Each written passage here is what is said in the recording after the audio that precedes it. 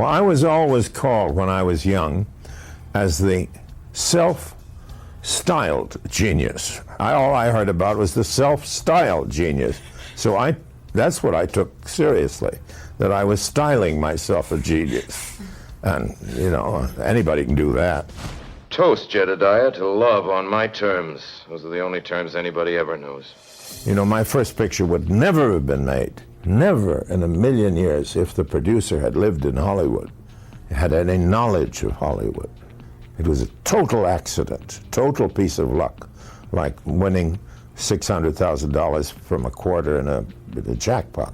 And it couldn't go on, and I knew that. Because they took my next picture away from me and butchered the end of it, I was going to show them that they were wrong. And I have spent the rest of my life showing people, trying to prove that what is said is wrong.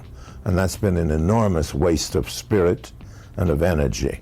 That's a mistake that will be corrected one of these days. Well, I've always hated Hollywood, but I hate almost everything in the modern world. And Hollywood is simply the most pleasant place to live in left. I don't know how to run a newspaper, Mr. Thatcher. I just try everything I can think of. You know, I am a romantic, and I was a romantic in the early 19th century way. I wanted every experience, every kind of thing, and so I went to Hollywood in that spirit, and I should have left in that spirit. There's only one person in the world to decide what I'm going to do, and that's me. I don't believe there is any wisdom in compromise, unless you're a politician. And to the extent that movies are politics, I don't belong in movies. My pictures don't work at all unless they work my way. It's not because I think they're better that way. They simply fall apart unless they're done my way. So it isn't nobility. It's self-protection. You're right, Mr. Thatcher. I did lose $1 million last year. I expect to lose $1 million this year. I expect to lose $1 million next year. You know, Mr. Thatcher, at the rate of $1 million a year, I'll have to close this place in 60 years. Ask anybody of my age what they feel about themselves when they're young. I think you'll get a very waffly answer. I think of myself as having been an awfully nice fellow then. And I may have blacked out, you know, whole sections of dreadful behavior, but I've genuinely blocked them out. I don't remember them. I just see myself as angelically moving from one show to another. I think I did pretty well under the circumstances. I am going to make King Lear and a picture called The Dreamers. And I'll go on saying that until I don't. But it looks as though it's going to happen, but who knows? I've had a wonderful, fascinating life. I can't complain. I am the luckiest person I know. And I'd rather be remembered as a good guy than as a difficult genius. Those words you just heard were from legendary actor, director, and personal all-time favorite of this host, Orson Wells. That clip was filmed by Entertainment Tonight 1 week prior to the death of Wells. It's reflective, and we can hear subtle regrets he has, most particularly with his first film, Citizen Kane. Our story begins in 1938, when Orson Welles' radio telling of War of the Worlds caused mass hysteria. Because of this, RKO Pictures studio head George Schaefer wanted to work with Wells because he commanded attention. Wells was facing monumental debt due to the failure of his two recent plays, so he took the landmark deal for $100,000 for 2 pictures in full creative control.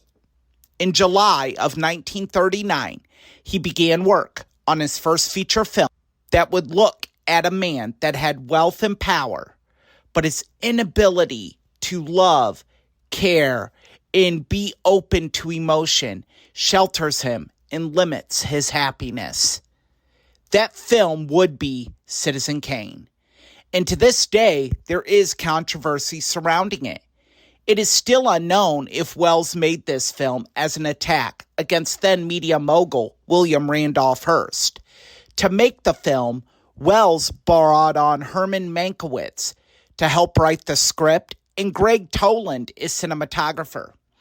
In our next clip from a 1970 interview on the Dick Cavett Show, Wells discusses making his first film, the issues with Hurst in the studio, and other aspects. Of note, though, hear how charming Wells can be and self-depreciating. That is one of the things that allowed Wells to get away with so much and keep some people in the studio behind him during the filming of this film. 26 years old, and you made Citizen Kane, and they said, you can't do these things. You can't have the background in focus or whatever it was, or you can't shoot a scene that way, Mr. Wells, or young Mr. Wells, or Orson, or whatever they called you then. And you knew that you could. And how did you know this? Because I didn't know any better, and it's very much in the line with what Jack was saying earlier in the show. It comes from just, sheer dumbness. You're sure it's got to be you're good and you're great. It's ignorance. There's no authority in the world like it. But there's got to be something more than that technically. I mean, how did you know that... You know technically that the whole bag of movies can be learned in about a day and a half. I kid you not. Now, how does it work? How do you do it? You get a guy who knows how to... And ask him, and that's the end of it. It isn't much harder than taking home movies. It's just about 3 points harder. Mm-hmm. And all these guys who do it try to make a big mystery of it because that's their living. Mm-hmm. And I have the right to say it because I had in my first picture in Kane the greatest cameraman who ever lived, who was Greg Tolland. And he came to my office and said, I want to work in your picture. My name is Tolland. And I said, why do you, Mr. Tolland? He said, because you've never made a picture. And you don't know what cannot be done. Gee. And so I said, but I really don't. Can you tell me? He says, there's nothing to it. And he gave me the day and a half lessons. And he was right. Showed you how the camera works. That's right. There's nothing to do. And so we had the day and a half, and there it was. But the only thing was I'd been directing in the theater for years, and nowadays they have lighting people. We did then, and I had some of the greatest lighting people, in fact, in the theater, but many of the shows I lit myself, and I always supervised it, and I thought a director did that in a movie. So for the first 10 days, I was moving the lights around, you see. And Tolland was behind me, fixing it up and changing the readings and saying, shut up, let him go on. I want to see what he's up to. Which was very chic of him, I think. And then somebody told me, and then I went and got on my knees and apologized and everything. I thought that's what the directors did. Mm-hmm. Because if you see a picture by Ford, for example, you were speaking of Jack Ford earlier, he's had, must be 100 cameramen in his long career.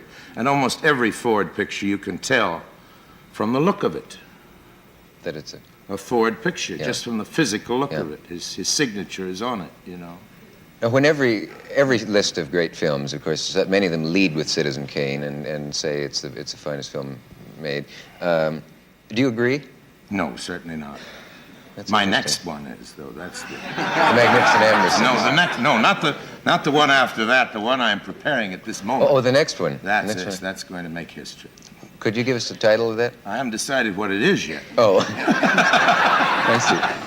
Now, could I just check one other thing with you? Is it true that the Hursts tried to actually have the film destroyed before it was... They tried to have it destroyed. They even tried to frame me. In one town, I was doing some kind of date, I don't know what, bond tour or lecture, some kind of a gig, and I was in a nightclub afterwards, waiting to go back to my hotel, have a little supper, and waiter came up and says, a police officer wants to see you. Well, I tried to hide, because if that ever happens, I'm sure I'm guilty. I don't know how you are about it, but, Absolutely. The minute I see a cop, I know I did it. But there was no way out of it. I had to go see him, and he took me aside, and he said, Orson, I don't know why they always call me Orson. He says, don't go back to your hotel room. Yeah. I said, why? He says, they've got a miner staked out there and a photographer.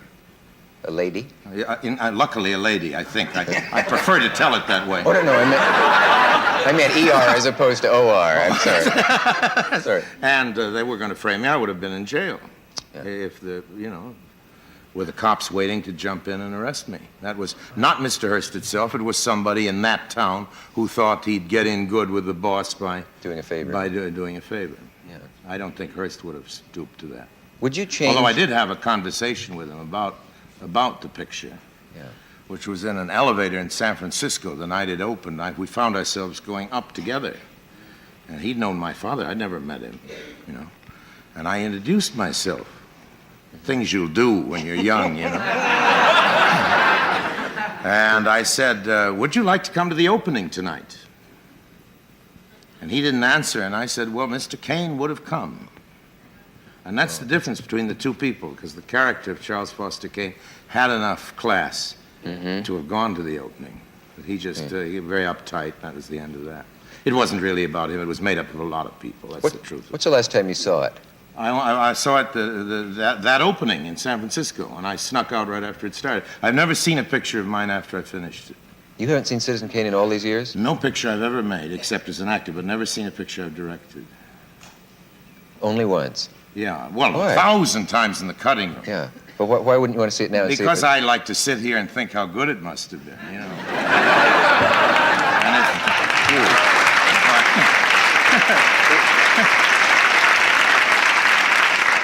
Is there any chance that you would change any of it or do any of it again? Of course, everything. You'd want to change everything, I think. You know, don't you want to change things after you've done them? And a movie can't be changed. No, that was the whole thing.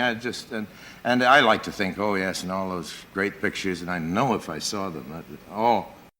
The battle with Hearst is the key controversy with this film. Hearst owned newspapers, magazines, and radio stations across the United States. And with that came major influence. If anyone dared cross him, or at the slightest perceived disrespect, Hearst, with his power and influence, could take down anyone or anything. Wells, in this film, used several allusions to Hearst. From the large, incomplete mansion named Xanadu, to Kane's second wife's obsession with puzzles, even the word Rosebud, a Hollywood legend that Hearst gave this pet name to his mistress's genitalia, were all felt by many to be shots at Hearst. To keep this and other activities secret, Wells had to employ some secretive techniques, as explained in this clip from the documentary The Battle Over Citizen Kane. When Mankiewicz proposed the story of Hearst, Wells seized on this as his last best chance. It was perfect, an American saga, a giant who brings ruin to all and to himself. Houseman was dispatched to babysit Mank in a little desert town called Victorville. You know, Mankiewicz was a drunk. The trick was to keep him off the booze while he wrote this thing.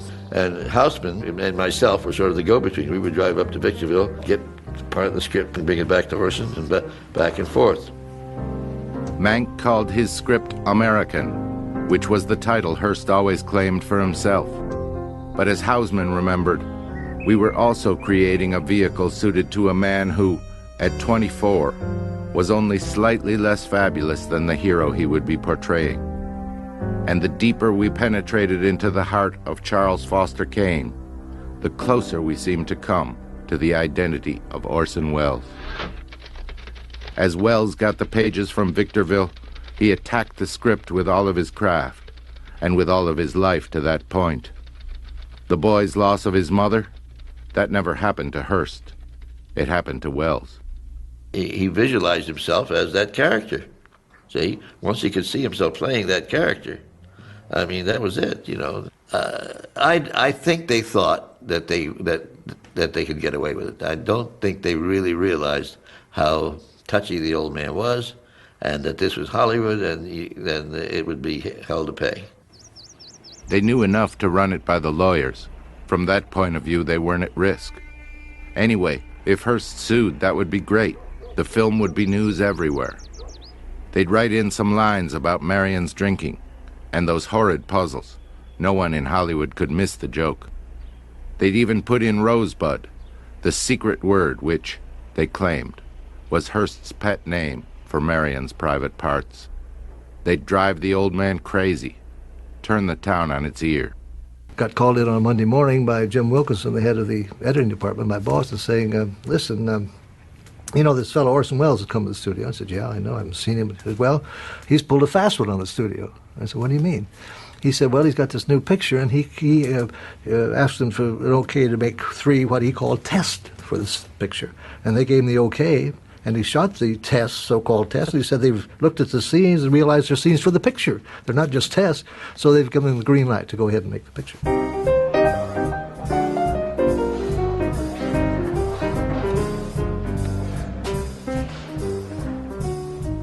I never saw anybody more focused. He knew exactly what he wanted, and he and Greg Tolland were on a completely single wavelength. I'll never forget the day I came in and they had sawed a hole out of the board floor, which you could do, and they were both on their hands and knees throwing out the dirt like children in a sandbox.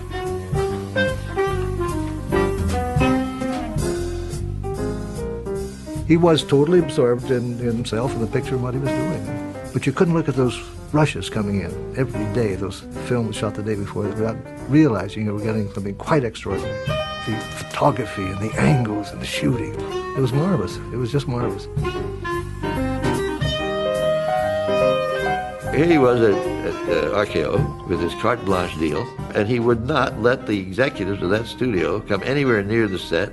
They came in, and Orson said, "Who's got a baseball? Let's play some catch." So everybody started playing catch. But of course, it drove the brass absolutely loony. With his soundstage closed, with control over everything on his set, Wells thought at last he had his project in hand. Nothing stopped him. After one fall down a flight of steps, he acted in steel ankle braces and directed from a wheelchair. He still said he hated Hollywood, but at the studio he'd found the biggest magic kid on earth. Then, much like today, nothing stays secret in Hollywood. Eventually, the word got out, and Hurst immediately went on the attack. He refused to allow his newspapers and radio stations to advertise the film. He sicked his gossip columnists from many newspapers on RKO Pictures and Wells. And he threatened to blackmail studio heads with photos and evidence of them committing sexually deviant behavior. This led to other studios trying to buy the film from RKO Pictures to destroy it. In our final clip for today, from the HBO film RKO 281, which is a biopic about the making of Citizen Kane, Wells, played by Liv Schreiber, makes an impassioned plea to the heads of the major studios to let his film be released as he made it.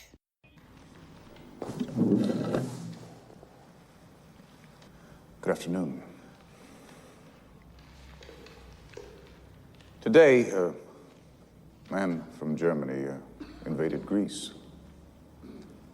He's already swallowed Poland, Denmark, Norway, and Belgium. He is bombing London as I speak. Everywhere this man goes, he crushes the life and the freedom of his subjects. He sews yellow stars on their lapels. He takes their voices. In this country, we still have our voices. We can argue with them, and we can sing. And we can be heard because we are, for the moment, free. No one can tell us what to say or how to say it, can they? Gentlemen, I am one voice.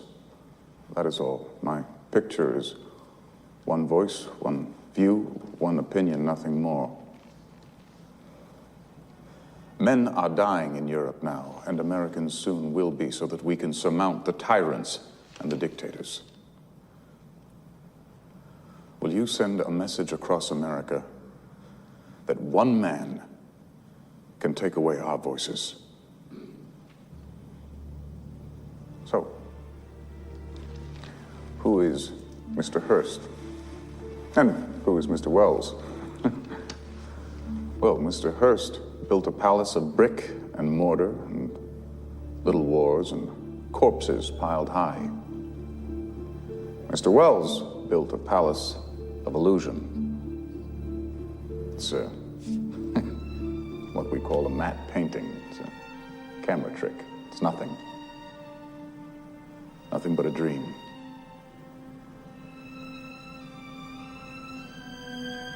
Today,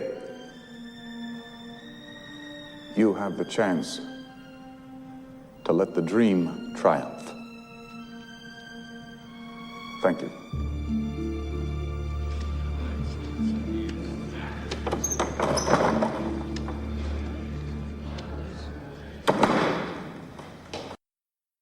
Was it successful? Or did Hurst win in his battle to destroy it? And what is the everlasting legacy of this picture?